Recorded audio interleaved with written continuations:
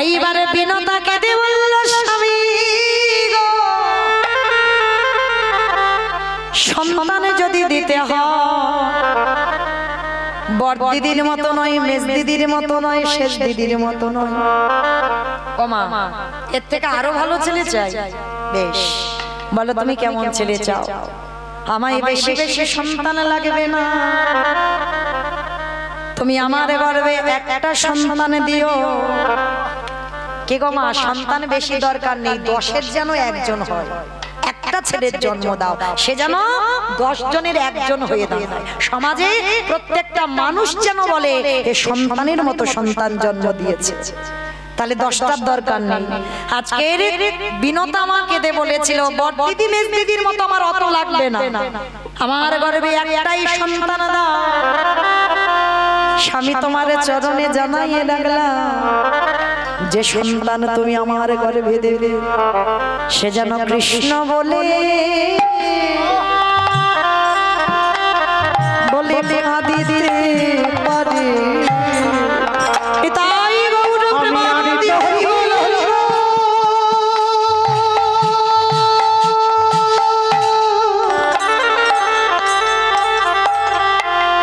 কিছু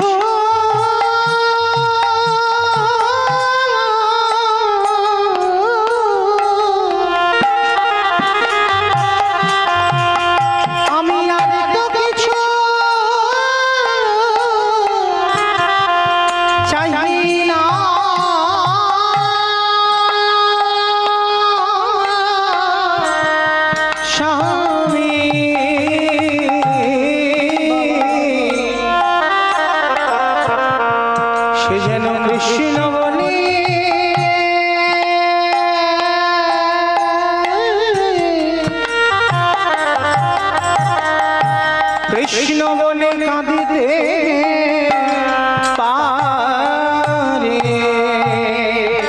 স্বামী গো স্বামী যেদিন আমার নিদানের সময় হবে, নিদানের সময় হবে, যেদিন আমার 4 জন মাসের দোলায় তুমি আমার গর্ভে এমন একটা সন্তান দিও ওই যাবার কালে যেন সেই আমার কানে কৃষ্ণ কৃষ্ণ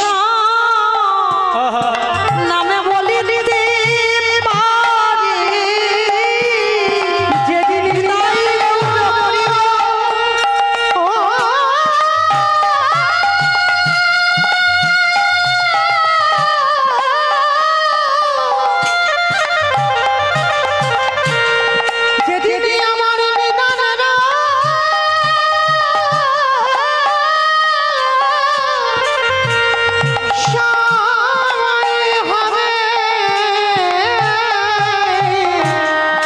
সেদিনই যেন কৃষ্ণ কৃষ্ণ না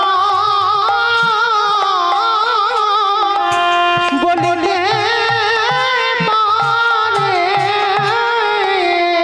সেদিন কশ্যপ মুনি বলেছিল বিনতা গো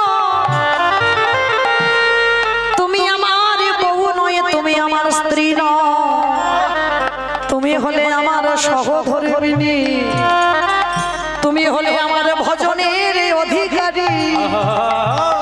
তাই যদি কোনো জন্মে আমি সহধর্মিণী পাই, তোমার মতো ঘরণী যেন আমি জন্মে জন্মে পাই। তাই আমি স্বামী হয়ে তোমার মাথায় হাত দিয়ে আশীর্বাদ করলাম, তুমি বেশি নয়, তুমি 2 সন্তানের জননী হবে। একটা হবে সূর্য বাহন অরুণ পাখি, আরে একটা হবে যার নাম হবে গরুড় পাখি। শুধু কৃষ্ণ নামে জিহ্বাতে বলবে না, আমি তোমার স্বামী হয়ে আশীর্বাদ দিলাম, তুমি এমন ছেলের জননী হবে সে ভগবানকে কাঁধে নিয়ে বেড়াবে।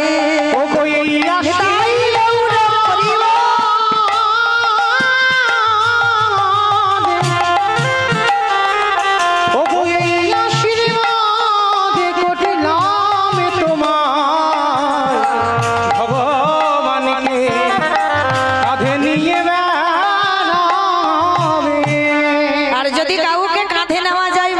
চরণখানা পড়বে কোথায়? গরুর পাখি সারা জীবন যতদিন বাজলো বিষ্ণু চরণ বুকে ধরলো। সেদিন বিনতা কেঁদে বলেছিল, স্বামী গো তোমার মতো স্বামী যেন জনমে জনমে পাই, তুমি যে আমার গর্ভে কৃষ্ণবালা পাখি দিয়েছো। তাহলে এইটুকু শুনে মা কি বুঝলাম? গন্ডগোল কাদের? বাবাদের না, গন্ডগোল আমাদের মতো নারীদের। আমরা চাইতে জানি না। তাহলে স্বামীর সঙ্গ যে করতে যাব, স্বামীর কাছে তো চাইতে হবে আমার কৃষ্ণ বলা সন্তান দাও। ওই দুজনে যদি নয়ন জলে ভেসে ভগবানের চরণ আশ্রয় করে যদি একটা পুত্র সন্তানের জন্ম দাও, সে সন্তান কোনোদিন অসৎ পথে যাবে না, সে সন্তান কৃষ্ণ বলা সন্তান হবে হবে হবে। নিতাই গৌর প্রেমানন্দে। হরি বল হরি। আমা কোথায় ছিলাম যেন? কোচিং সেন্টারে। ওই দেখো নাকি কোচিং সেন্টারে ছিল। লীলাই কোথায় ছিল? ছোট্ট ছেলেটা বাবাকে বলল, বাবা বাবার চরণে দণ্ডবত প্রণাম করে ভিক্ষার ঝোলাটা নিল। কি মা মনে পড়ছে? চলেন, যেখানে ছিলাম আবার সেখানে চলে এলাম। এটাই তো নিয়ম বাবা, তথ্য যেখানে যাই না কেন আবার ঘুরে ফিরে ফিরতে হবে। তাহলে চলো আবার এখান থেকে যাই। তা বাবা যেই না আশীর্বাদ করলো, ছোট্ট ছেলেটা ভগবানের মন্দিরে গিয়ে জানাচ্ছে, প্রভু আমার জন্য নয়, আমার বাবা মার জন্য নয়, আমি যাচ্ছি বৈষ্ণব সেবার জন্য ভিক্ষায়। দেখো আমি যেন দুটি চাল ডাল পাই। ভগবান তো ওদেরই বাড়িতে বাবা ছদ্মবেশে বসে আছে। মনে মনে ভাবছে, হায় হায় হায় হায় হায়, আজকে এলাম আমি ওর বাবাকে পরীক্ষা করতে, ও বেটা এখন ছদ্মবেশে যাচ্ছে, ওর বাবার সামনে ঢাল হয়ে দাঁড়াচ্ছে। যাই এবার ছেলেটাকে একটু পরীক্ষা করতে হবে। আমার কিরকম পরীক্ষা করেছে জানো? ভগবান নিজের দেহ থেকে একটা বটুর মূর্তি বের করেছে। আর আসল বটু যাওয়ার আগে ভগবান বটু সেজে গোটা গ্রাম ভিক্ষা করে নিয়ে চলে এসেছে। আচ্ছা বলো তো মা, আপনাদের এই যে আমরা তলায় যত বাড়ি আছে, সব বাড়ি থেকে যদি একটা ছোট্ট ছেলে ভিক্ষা করে নিয়ে আসে 5 মিনিট আগে, সেই ছেলেটা যদি আবার 5 মিনিট পরে যায়, ভিক্ষা দেবেন? মেরে তারা করবো না? ভগবানের লীলাটা দেখেন কেমন। এবার আসল বটু তো জানে না যে ভগবান ভিক্ষা করে নিয়ে চলে এসেছে। এইবার আসল বটু যাচ্ছে, কৃষ্ণ ছাড়া কে যাচ্ছে আমার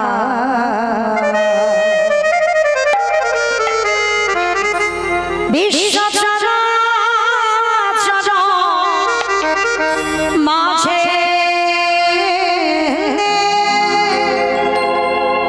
বিশ্ব চরাচর মাঝে কৃষ্ণ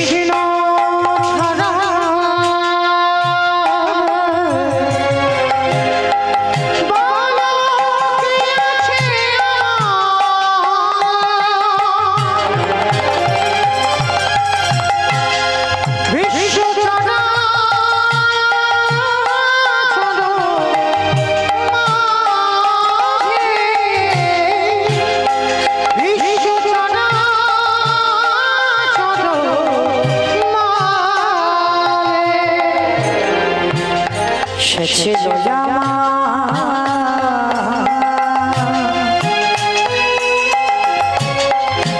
দুঃখ সুখের বন্ধু, সে হলো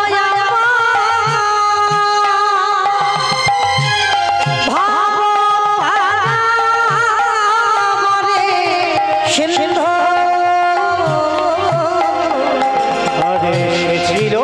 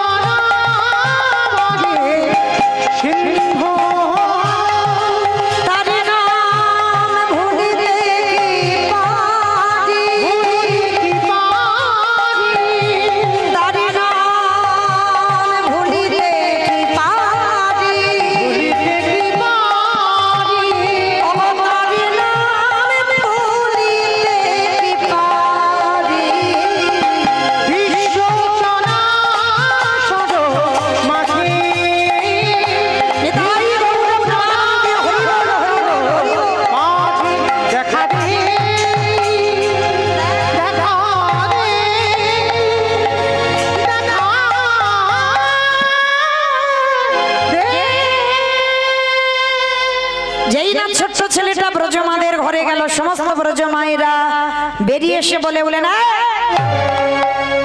সকালবেলা তোর বাবাকে ভিক্ষা দিয়েছি, তুই 5 মিনিট আগে ভিক্ষা করে নিয়ে গেলি, আবার আবার তোর বাবা তোকে পাঠিয়েছে, দেখাচ্ছি মজা তোকে, দাঁড়া দেখাচ্ছি। সবাই মিলে বেতের বাড়ি নিয়ে 5 বছরের বটুকে বেত্রাঘাত, দূর হয়ে যা, বেরিয়ে যা, কৃষ্ণ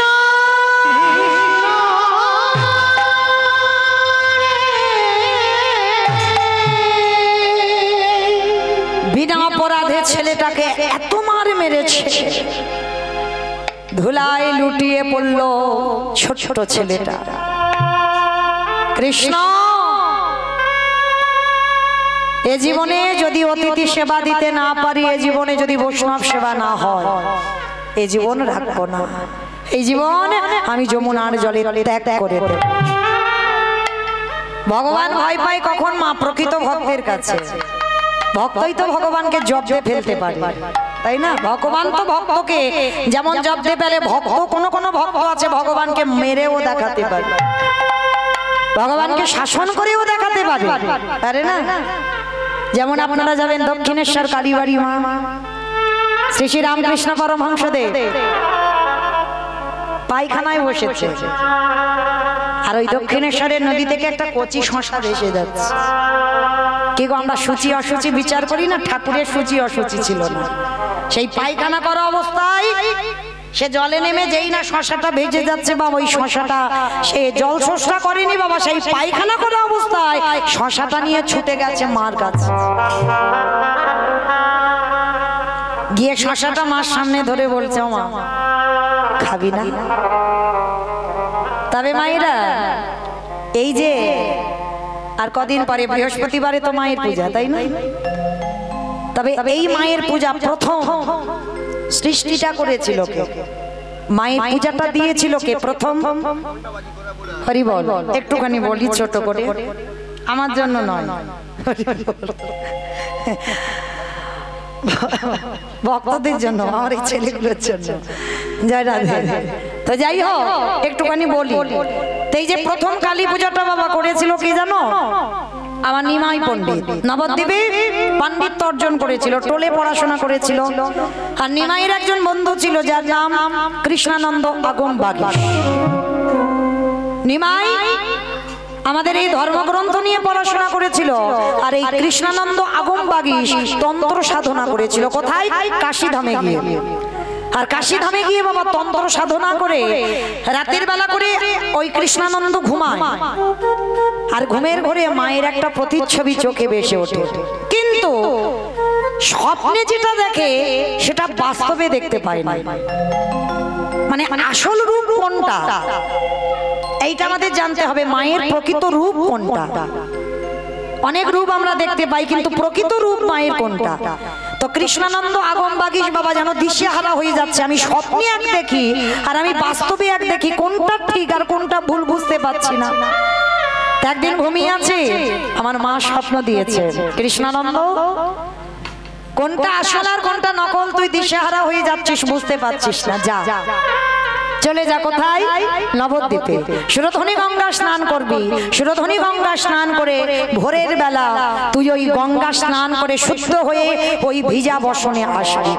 তবে মা এখন তো নবদ্বীপে গেলে বাবা এখন বড় বড় অট্টালিকা হয়েছে, রাজপ্রাসাদ হয়েছে, কিন্তু যখন কারার কথা বলছি তখন ছিল ঘন জঙ্গল, এত ঘর বাড়ি ছিল না। সুরধনীটা ছিল কিন্তু জঙ্গল ছিল, ঘোর জঙ্গল। তো কৃষ্ণানন্দ যেই না স্বপ্নটা পেয়েছে, ছুটে এসেছে বাবা কাশী থেকে একেবারে নবদ্বীপ। সুরধনী গঙ্গায় ঝাঁপ দিয়েছি, তখন অন্ধকার আছে, আর ভোরের বেলা স্নান করে সুরধনী গঙ্গা থেকে স্নান করে কৃষ্ণানন্দ ওই মনের আনন্দে মায়ের গান গাইতে গাইতে যাচ্ছে। কারণ তন্ত্র সাধনা করে তো শক্তি আরাধনা করে, মা ছাড়া কিছু জানে না। আর তখনকার দিনে একটা নিয়ম আছে, কি নিয়ম জানো মা? এখন যেমন আমরা গায়ে জামা পরি, তখনকার মায়েদের গায়ে জামা ছিল না, অনেকদিন আগে কারার কথা বলছি। তো তখনকার মায়েরা শুধু শাড়ি ব্যবহার করত। তো আর তখনকার মায়েরা দেখবেন ভোর ভোর উঠতো, সংসারের কর্ম করতে, আর ওই যে গোবর গুলে ছড়া ঝাড় দিত না, ভোরের বেলা ছড়া ঝাড় ফেলতো। কি মা এখনো দাও গোবর গলা জল দাও? পাথর সেটিং করা ঘরে নাকি গোবর জল দেবে। তবু বলে যাই মা, একটুখানি হলেও সদর দরজায় দিতে হয়। কেন? ওই গোবরেই তো মা লক্ষ্মী বাস করছে। হ্যাঁ, অনেক কথা বাবা, শেষ হবে না সারা রাতে বলতে বলতে। যাই হোক, ওদিকে যাব না। তো আজকে চেষ্টা করবেন মা, একটুখানি হলেও বাটিতে গোবর গুলে একটু দরজায় ছড়া দেবে। কেন? তাহলে তোমার ঘরে লক্ষ্মী বর্তমান থাকবে। তো তখনকার দিনের মায়েরা ভোরবেলা উঠে দেখবে মা, ওই গরুর কাজ সারতো, গোয়াল পরিষ্কার করতো, আবার গোময় নিয়ে ওই দেওয়ালে গোবর দিত, গোবর চাপড় দিত না, ভোর ভোরে এই মাগুলো করতো কাজগুলো। তো আজকের কৃষ্ণানন্দ ভোরের বেলা আসছে আর মায়ের গুণ কীর্তন গাইতে গাইতে, আর ওই নবদ্বীপের একজন মা ভোরের বেলা দেওয়ালে গোবর চাপড় দিতে এসেছে। আর কৃষ্ণানন্দ ঠিক সেই সময় ওই রাস্তা দিয়ে আসছে। শ্যামা মাকে আমার কালো রে, শ্যামা মাকে আমার কালো, শ্যামা মাকে আমার কালো রে, শ্যামা মাকে আমার কালো। লোকে বলে কালী কালো, লোকে বলে কালো, আমার মনে তো বলে না কালো রে। শ্যামা মাকে আমার কালো রে, শ্যামা মাকে আমার কালো রে, শ্যামা মাকে আমার কালো। শ্যামা কখনো সে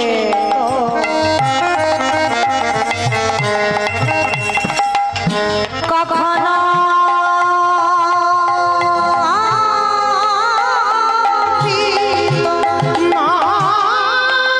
জয় জয় জয় জয়।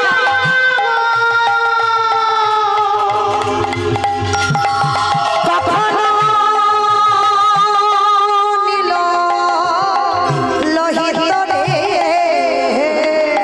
শ্যামা কখনো শ্বেত, কখনো পীত, কখনো নীল লোহিত রে। আগে তো বুঝিনি এমন জন, আমি আগে তো বুঝিনি এমন জননী, আমারে ভাবিতে জনম গেল রে। শ্যামা মাকে আমার কালো রে, শ্যামা মাকে আমার কালো। নিতাই গৌর প্রেমানন্দে হরি বল হরি বল হরি বল।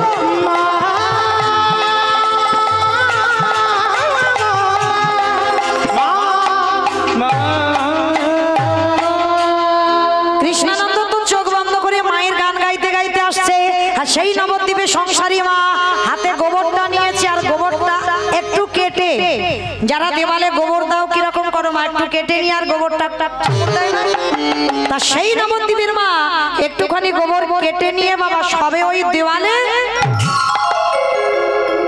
আর সবে দিতে গেছে, আর মায়ের ওই বক্ষ থেকে আঁচলটা শাড়ি পড়েছিল তো শাড়িটা একেবারে খুলে গেছে। যেই না খুলে গেল, কৃষ্ণানন্দ ওই সোজাসুজি আসছিল, হাতে আছে একটা গোবরের তাল, একটুখানি গোবর কেটে নিয়ে হাতটা তুলেছে, আর মায়ের পরনে কিছু না।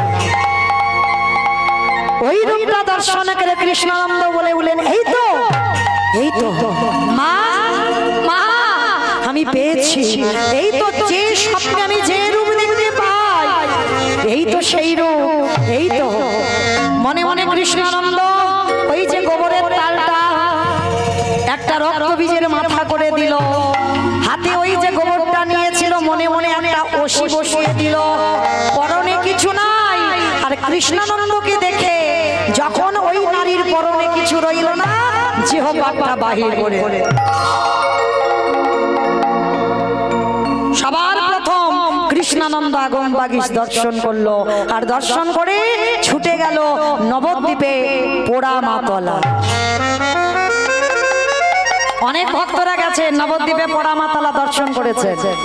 সবার প্রথম এই কৃষ্ণানন্দ আগম বাগীশ ওই মায়ের মূর্তি তৈরি করে ওই পোড়ামাতলাইতে প্রতিষ্ঠিত করে এই কৃষ্ণানন্দ প্রথম মায়ের দিগম্বর মানে পরনে কিছু ছিল না, ওইটা হলো মায়ের প্রকৃত রূপ। ওই রূপ ওই কৃষ্ণানন্দ প্রথম পূজা করেছিল। নিতাই গৌর প্রেমানন্দে হরি বল। হরি বল, হরি বল। আমার কোথায় ছিলাম? বেশ, হরি বল। তাহলে ভগবান সূচি অসুচি বিচার করে না। এইবার ছেলেটা যেই না মরতে গেল ভগবান মনে এই রে ছেলেটাকে বাঁচাতে হবে। ভগবান একটা পাখি হয়ে বলে গেল, এই শোন, তোকে মথুরায় কেউ দিল না, সোজা বৃন্দাবন চলে যা। বৃন্দাবন গেলেই চাল ডাল পেয়ে যাবে। আর যেই না বাবা বৃন্দাবন গেছে, সঙ্গে সঙ্গে বাবা মা পূর্ণমাসী চাল ডাল আলু সবজি যা যা দরকার পুটলিতে বেঁধে দিয়েছে। মনে আনন্দ, এলেই অতিথি সেবা হবে। অত সোজা নয়, এখনো ঘষে মেজে নেওয়ার বাকি আছে। ভগবান ভক্তকে পরীক্ষা করবে বলে মনে মনে ভাবছে, প্রথম পরীক্ষাটা তোর লোকের কাছে মার খাইয়ে করেছে, এইবার দ্বিতীয় পরীক্ষাটা ভগবান ওই যমুনা থেকে যাতে ছেলে আসতে না পারে তার জন্য কুর্ম হয়ে জলের তলায় বসে আছে।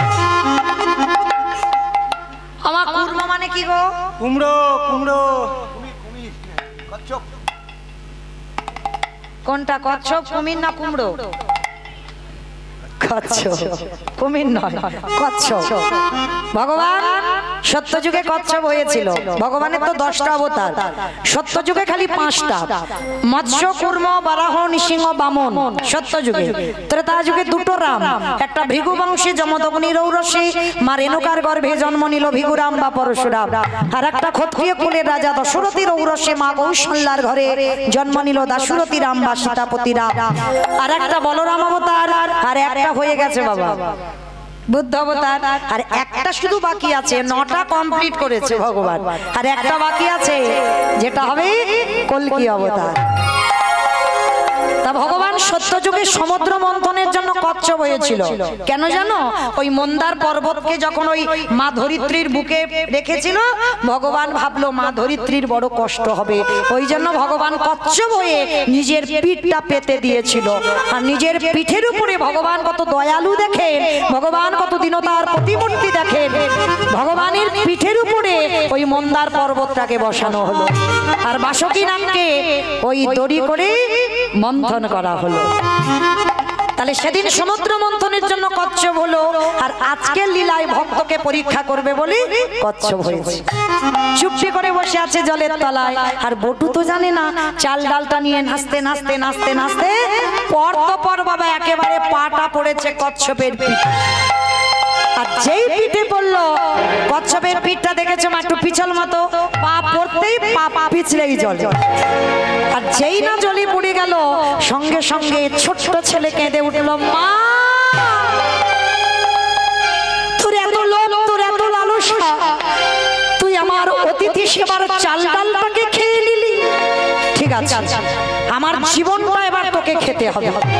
এতই যখন তোর লোভ, এতই যখন তোর লালসা, এতই যখন তোর খিদে, এবার আমার জীবনটাকে তুই খা।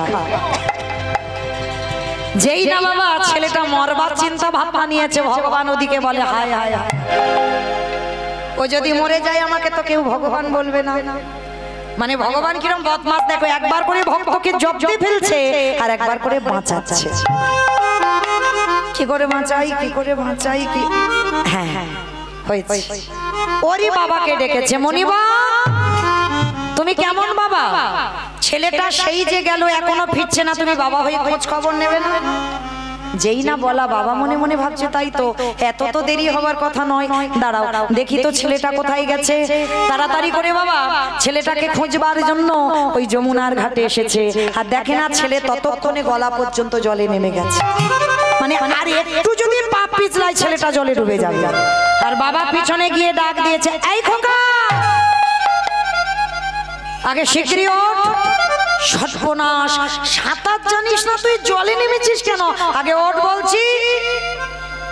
মারা হলো না, কারণ মা যত মরি মরি করো না কেন, মরাটা সোজা নয়। সোজা মরাটা কি গো, মরি বললে মরা হবে? বিষ খেলে হয়ে যাবে, বিষ খেলে। কিরকম ঘাস মারা কথা? বিষ। ওমা আবার ঘাস মারা বিষ খাবে? ওমা হবে, মরা হবে? আমি নিজের চোখে দেখেছি ঘাস মারা বিষ খেয়ে সে দিব্যি বেঁচে আছে। কে বলেছে ঘাস মারা বিষ খেলে মরে? ঠিক মতো খায়নি বলে ওই যে। খেয়েছে। হরি বল। মায়েরা যতই ছটফট করি না কেন, মৃত্যু যদি লেখা থাকে তবে মরবো। আর যত বিষ খাও, যত গলায় দড়ি দাও না কেন, আর একবার যে বিষ খেয়ে হাসপাতালে যাবে, দ্বিতীয়বার আর খাবার নাম করবে না। তাহলে মরি বললে মরা হবে না। ওই জন্য শাস্ত্র বিধান দিয়েছে বাবা, কেউ খেয়ে মরে, কেউ খাইয়ে মরে, কেউ নিয়ে মরে, কেউ দিয়ে মরে, কেউ শুনে মরে, কেউ দেখে মরে, কেউ বলে মরে, কেউ ভালোবেসে মরে। আমি যা যা কথাগুলো বলছি, হ্যাঁ হ্যাঁ ঠিক আছে, কড়াকড়ি দেবো, ঠিক আছে ঠিক আছে। তোমার যা যা কথাগুলো বলছি, একটা কথা কিন্তু গ্রন্থের বাইরে নেই, সব কিন্তু গ্রন্থে আছে, একটা বাজে কথা বলছি না। একটু শাস্ত্রের দিকে তাকিয়ে যদি কারো জানা থাকে আপনারা উত্তর দিতে পারবেন। বলেন তো, খেয়ে মরেছিল কে? ভীম খেয়ে মরেছে? না, খেয়ে মরেছিল বকাসুর। কৃষ্ণ বসতে গেল, এমন করে বকাসুর কৃষ্ণকে গিলে খেতে গেল, বকাসুর বধ হলো। ভীম তো মরেনি খেয়ে, তাহলে মা বকাসুর বধ হয়েছিল খেয়ে, তাহলে খেয়ে মরল বকাসুর। পরেরটা সবাই বলতে পারবে। খাইয়ে মরেছিল কে? বাহ, পুতনা। স্তনে বিষ মাখালো, 6 দিনের ছেলে এমন করে টান দিল, পুতনা হরিবোল হলো। তাহলে খেয়ে মরল, খাইয়ে মরল, নিয়ে মরেছিল কে? আমি অপশন দেব, আপনারা বের করবেন। রামায়ণ। নিয়ে রাবণ, নিয়ে মরেছিল রাবণ। সীতা মাকে নিল, আর নিল বলেই তো 1 লক্ষ ছেলে আর 16 লক্ষ নাতি বংশে বাতি দেবার কেউ ছিল না। তাহলে খেয়ে মরল, খাইয়ে মরল, নিয়ে মরল, দিয়ে মরেছিল কে? অপশন মহাভারত।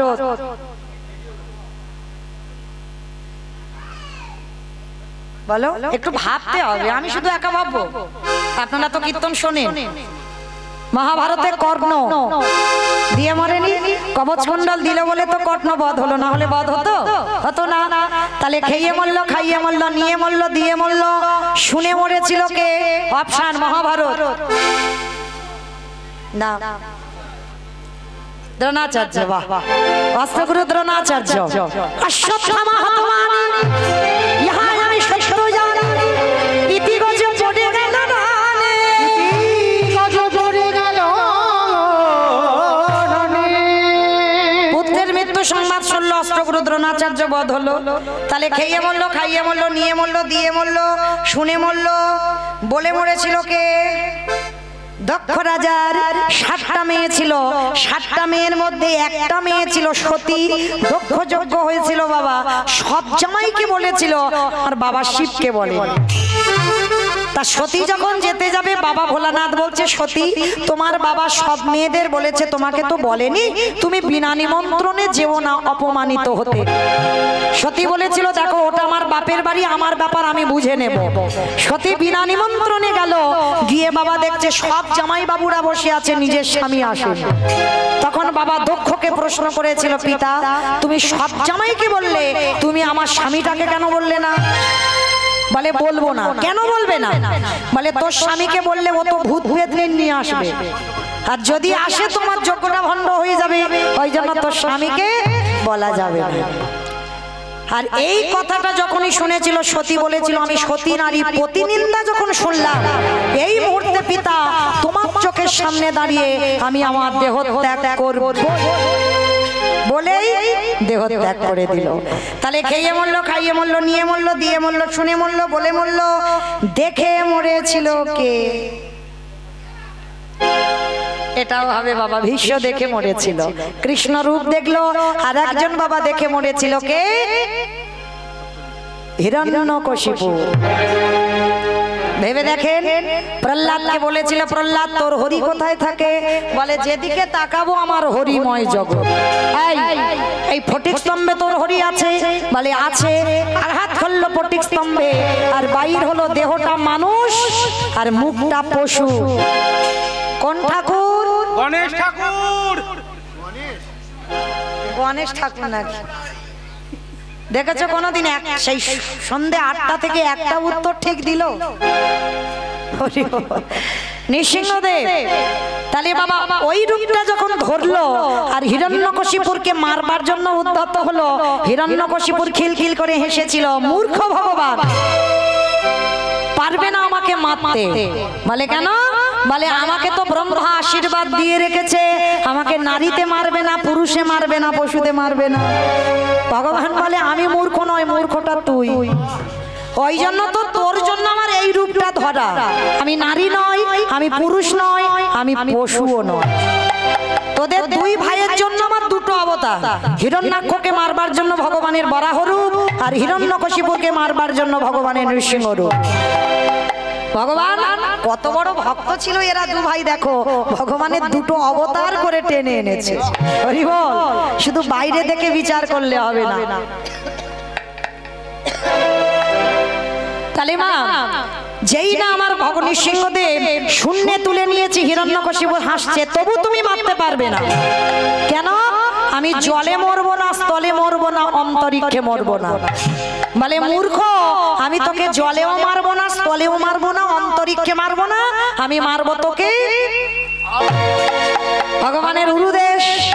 পদ হয়েছিল, যেই না উরুদেশে নিয়েছে হিরণ্যকশিপুর তবু হেসে বলছে তবু মারতে পারবে না। বলে কেন? বলে আমি তো ঘরে মরবো না, বাইরে মরবো না। বলে আমি তোকে ঘরেও মারবো না, বাইরে মারবো না। তাহলে মারবে কোথায়? বলে তোর ঘরের চৌকাটের উপরে দাঁড়িয়ে। ঘরের চৌকাটের উপরে দাঁড়িয়ে বধ হয়েছিল। তাই হিরণ্যকশিপুর বলছে তবু তুমি মারতে পারবে না। কেন? বলে আমি তো দিনে মরবো না, আমি তো রাতে মরবো না। বলে আমি তোকে মারবো গোধূলি বেলা, দিনেও নয়, রাতে নয়, গোধূলি বেলায় মারবো। বলে তবু মারতে পারবে না। বলে কেন? বলে আমি মাসেও মরবো না, আমি বারেও মরবো না। ভগবান বলে আমার যদি তোকে মারতে হয় এক্সট্রা একটা মাস সৃষ্টি করবো, তবু তোকে মারবো। বলো তো মা, কোন মাসকে মাস বলে না, কোন বারকে বার বলে না? শোল মাছ।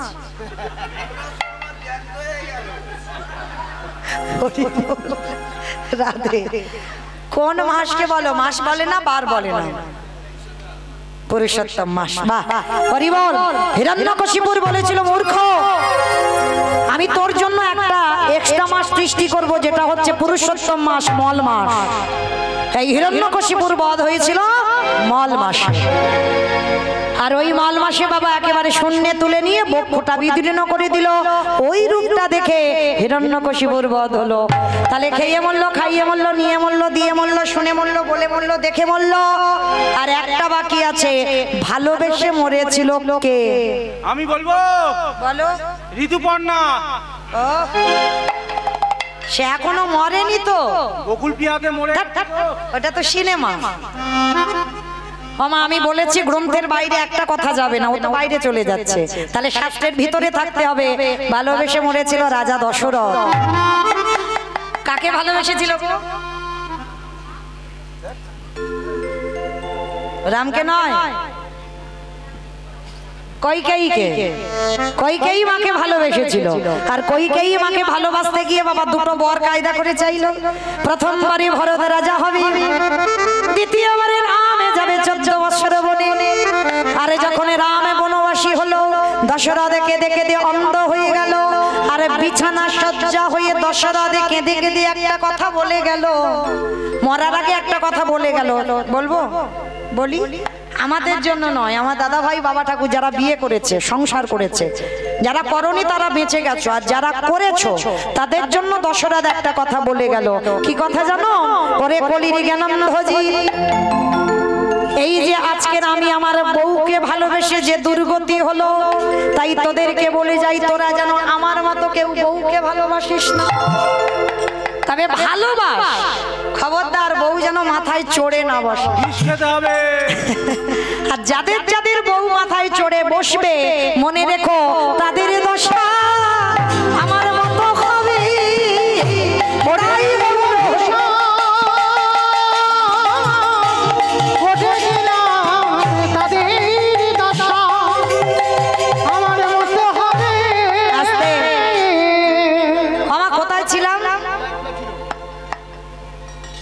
কোথায় ছিলাম? বাহ, যমুনাতে। হরি বল। বেশ, মানে খুব মন দিয়ে শুনছে। বেশ, আর বেশিক্ষণ জ্বালাবো না, আর 15 মিনিট মতো আছি তো, পরে আবার রাসলীলার দল আসবে। 15 মিনিট পর, 20 মিনিট পরে আপনাদের চরণ থেকে চলে যাব। একটু শান্ত হয়ে বসে।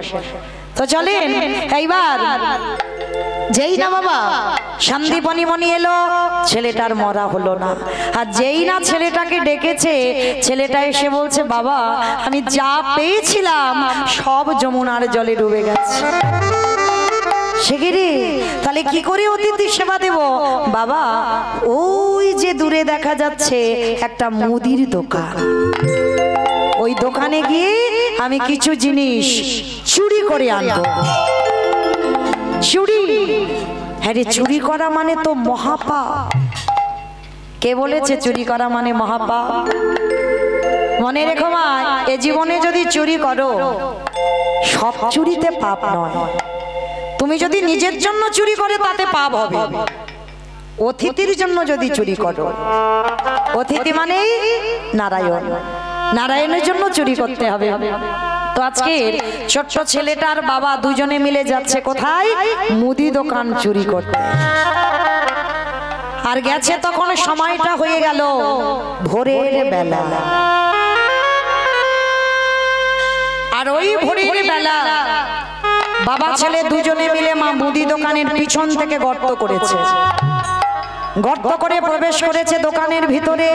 আর দোকানের ভিতরে প্রবেশ করে চাল, ডাল, আলু, সবজি যা যা দরকার পুটলিতে বেঁধে নিয়েছে।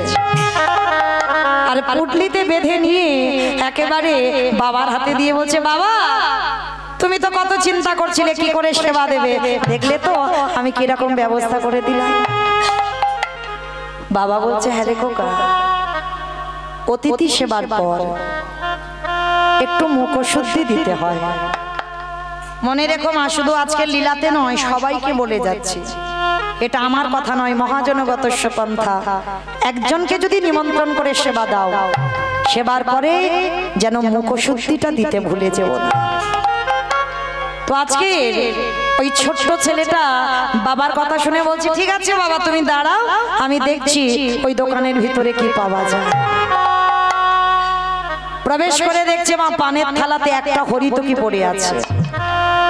আর যেই না হরিতকিতে হাতটা দেওয়া, সঙ্গে সঙ্গে ভগবান মনে মনে চিন্তা করছে, বটু প্রথম পরীক্ষাটা তোর ওই মথুরার লোকের কাছে করে দিয়েছি, তোকে মার খাইয়েছি। আমার মনে পড়ছে দ্বিতীয় পরীক্ষাটা কচ্ছপ হয়ে চাল ডালটাকে খেয়ে নিয়েছে। এইবার তৃতীয়বারে পরীক্ষা।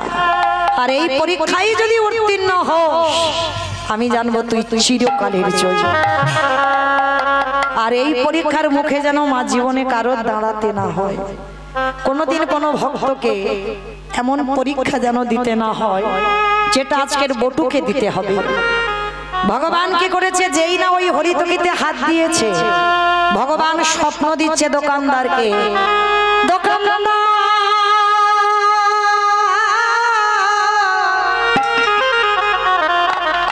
তুমি অমন করে কালে নিদ্রায় ঘুমায় না, চেয়ে দেখো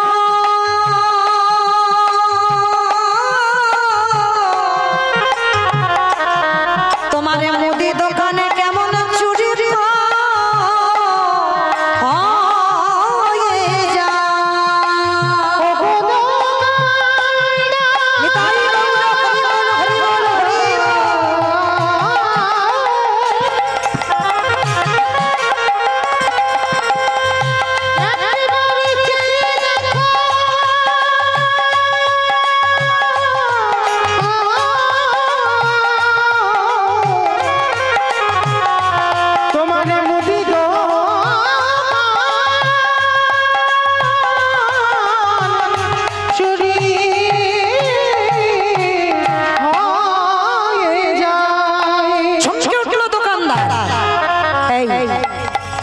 ভোরের স্বপ্ন সত্যি হয়। আর সেই সময় ওই বটু সবে যেতে যাবে হরিতকিটা নিয়ে, পাটা লেগে পানের থালা উল্টে গেছে। আর দোকানদার স্বপ্ন দেখেছে, আর দোকানে আওয়াজ হয়েছে ঝনাট করে, এই মনে হচ্ছে আমার দোকানের ভিতরে কেউ চুরি করতে ঢুকেছে। আরে চোর চোর বলতে বলতে দোকানদার দোকানে ঢুকছে, আর কান্না প্রাণের ভয় হয়। সবে প্রাণের ভয়ে দুটো হাত আর মাথাটা হরিতকিটা নিয়ে বের করেছে। আর দোকানদার এসে দোকানদারের পা দুটো ওই বটুর চেপে ধরেছে। জীবনে কাল ঘনিয়ে এলো, তবু এতটুকু সময় বাবাকে বুঝতে দিল না যে বাবা আমি ধরা পড়ে গেছি। হাসি মুখে বাবার হাতে হরিতকিটা দিয়ে বলছে, বাবা যাও, তুমি ততক্ষণে রান্না বসাও, আমি যাচ্ছি। যতই হোক বাবা তো। বলো তোমার পৃথিবীতে সন্তানের মঙ্গল অমঙ্গল কে বুঝতে পারে? মা, সবার আগে মা। এই মা ডাকটা দেখো মা, খুব ছোট ডাক। সব অক্ষর দেখো দুটো করে আছে, মা ডাকটা একটা অক্ষর। মা নামে সুধা ঝরে, মা নামে সুধাক্ষরে, মা বড় সুধার সমান, ডাকিলে জুড়াই আইসে পড়ান। এই মা শব্দটা বললে হৃদয়টা দুলে ওঠে, দেখবে। আর যার মা চলে যায় তার চারিদিকটা সব অন্ধকার হয়ে যায়। কারণ তোমার মায়ের মতো করে আর কেউ কোনোদিন তোমায় ভালোবাসতে পারে।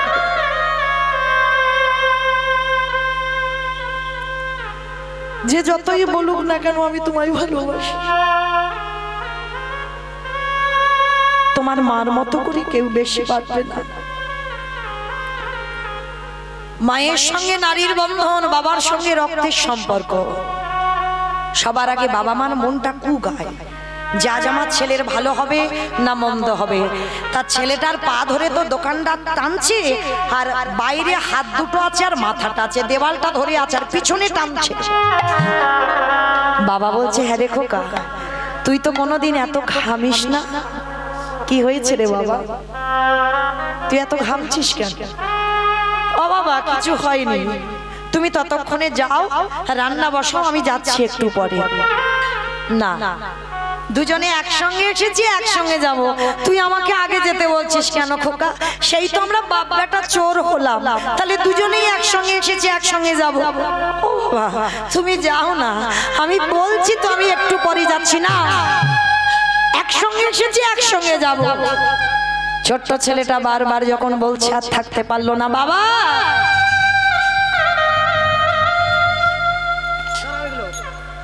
আর মনে হয় তোমার সঙ্গে আমার যাওয়া হবে না। কেন কেন তুই আমার সঙ্গে যাবি না? কার সঙ্গে যাবি? যাবো কি করে? এরা যেভাবে আমার দোকানের ভিতরে পা ধরে টানছে,